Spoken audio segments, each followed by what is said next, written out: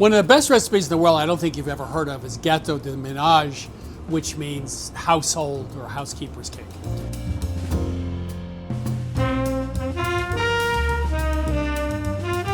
The thing that's lovely about this is no special ingredients. You probably have everything in your home. And it's similar in concept to a recipe from Baking with Julia. Nancy Silverton from, at that time, La Brea Bakery in LA was on the show, and she made a dish called brioche tart with secret white sauce. Well, the story goes that Julia took a bite, tears started welling up in her eyes, and at first the producer thought that she burned her mouth on the tart. But it turns out it brought back these memories, from being her time in France. It's been on the top of my dessert list for 30 years now. This is an easier, lighter version of that dish. So this is now also going in my repertoire because it tastes great, light, very light Danish bread with a nice light custard on top.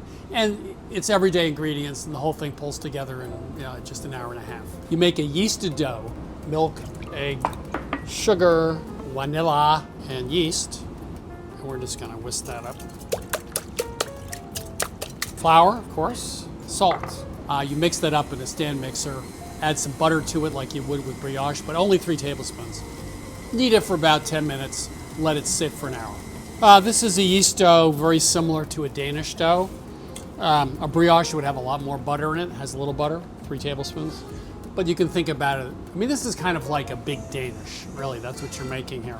So it's a rich dough, but it's not really a brioche.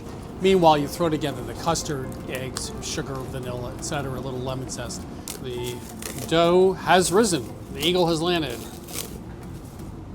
You can see it's sticky dough. Now this is like, a pat in the pan dough, right? You're just patting it in. It's interesting. Until 75 years ago, home cooks had a limited repertoire, right? So you'd have 40 or 50 recipes. You weren't out there making, Vietnamese Monday night, Thai Tuesday night, Oaxacan food Wednesday night.